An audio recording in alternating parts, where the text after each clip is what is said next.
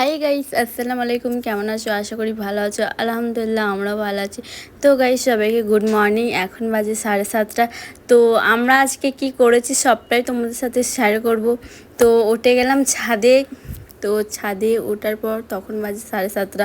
তো দিভাই গাছগুলো দেখছিল, নেবু ধরেছে, অনেক কিছু ফুল মূল অনেক কিছু ধরেছে। আর খুব ভালো লাগছে, কার না গাছ ফুল ভালো লাগে, তাই না? তো আমি এখান থেকে রোদেই বসেছিলাম, আমার শরীরটা একটু খারাপ করছিল। তো আমি আর এই গদিটা ওপরে ওঠাই, তারপরে উঠিয়ে অনেকদিন আগেই চা পড়ে গিয়েছিলো, আবার পিঁপড়ে উঠে গিয়েছিলো, আর একটু খারাপ দেখতে লাগছিলো। তাই আমি আর এটা ছাদে উঠিয়ে তো দিদি ধুচ্ছিল, তারপর আমিও দিদিকে অনেক হেল্প করেছিলাম, আর আমি বসেছিলাম কারণ পানি আসছিলো না তো মোটরে, তার জন্য। আর কাদের কাদের এরকম তারা হয়েছে আমাদের মতো সবাই কমেন্ট করবে, আর কাদের কাদের হয় না সেটাও কমেন্ট করবে, ঠিক আছে? তো তারপর দিদিকে ধুচ্ছিল, আর দিদির সাথে একটু মজা করছিলাম, আর দিয়ে অনেকই কাজ করেছি। কারণ সেই দিন আমাদের দুজনেরই হালাত বিশাল খারাপ হয়ে গেছিলো, আর আমরা মোটরে পানি অফে করেছিলাম কিন্তু আদেও পানি আসে না। তো পানি আসেনি, তারপর ওই পাইপ লাগিয়ে পানিটা আমরা নিলাম। তো দিদি এদিকে ধোয়াধুয়ি করছিলো, আর আমি দিয়ে ভিডিও করছিলাম, আমি হাতটা আমার দেখাচ্ছিলাম কি সুন্দর লাগতো আংটিটা পরে। আর পুরো আল্লামারা হয়ে গেছিলো, এটা এতটাই ভারী হয়ে গেছিলো। আর ওটা তো স্পঞ্জ না, তাই জন্য আরও ভারী ভারী হয়ে গেছিলো, ভিজে গিয়েছিলো। আমরা বিশাল মজা করেছি কিনা। তারপর আমরা দুজনে উপরে উঠে বিশাল লাফাচ্ছিলাম। তো তারপরে দিকে বললাম তুমি একটু লাফাও, তো দি লাফাচ্ছিলো, তারপর আল্লামারা হয়ে গেছিলো। আর ও কি ধোবে, ও তার আগে নিজেই পুরো মানে গোসল করে নিয়েছিল।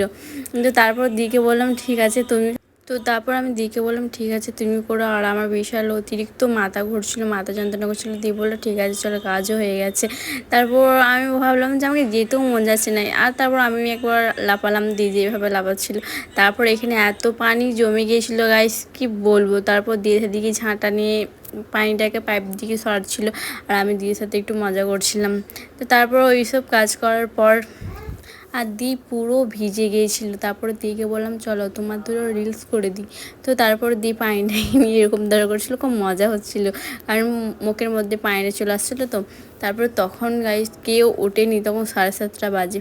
তারপর আমরা গোসল টোসল করে একবার বাইরে গেলাম। দিয়ে বললো চল একবার বাইরে থেকে ঘুরে আসি, অনেকক্ষণ তো কাজ ফাজ হলো, চল বাইরে থেকে ঘুরে আসি। আমি বললাম চলো। আর তখন আমরা করছিলাম, তো তখন 7:30 বাজে, আর এখন প্রায় 11টা 12টা। তো যখন আমরা ছাদে ছিলাম তখন 7:30 বাজে। তো তখন মানে কেউ ওঠেনি গো, আমার জিনিস সবাই দেখছিল। তারপর চলে এলাম বাজারে। তারপর বাজারে এসে ভাইটার কাছে কিছু খাবার কিনেছিলাম, কিন্তু ভাইটাকে ইয়ারি করে দিদি বলেছিল যে আমার কাছে পয়সা নেই গো। তো ভাই বলেছিল এটা তো আমার দোকান না, এটা আমার জিজুর দোকান, তো আমি চালাই না, আমার দোকান হলে আমি তোমাকে ফিরতে দিতাম। তারপর কিছু ইয়ার্কি ফ্যারকি মেরে না ভাইটা সিরিয়াস মনে করছিল, কিন্তু খুব ভালো। তারপর দিদি যেগুলো কিনেছিল দিয়ে ওগুলো পেমেন্ট করলো। পেমেন্ট করার পর দিয়ে বলছিল তোমার সাথে আমি একটু ইয়ার্কি করছিলাম। তো ভাইটা ভীষণ হাসছিল, তো আমরা ভিডিও করছিলাম, ভাইটাও দেখতে বুঝতে পেরে গেছিলো। তারপর ভাইটা বললো এটা যদি আমার দোকান হতো না দিয়ে আমি তোমাকে এমনিই দিতাম। তো খুব ভালো লাগলো কথাটা শুনে, ভাইটার কে কজন হতে পারে, তাই না? তারপর দিকে পয়সাটাও ফেরত দিচ্ছিল। তারপর বললো না এটা আমি নেবো না, এটা তুই রাখ। তারপর ও পয়সাটা নিল। ব্লগটা এইখানেই শেষ করলাম। ভালো লাগলে লাইক কমেন্ট শেয়ার করে দিয়ে। আল্লাহ হাফিজ, দেখা।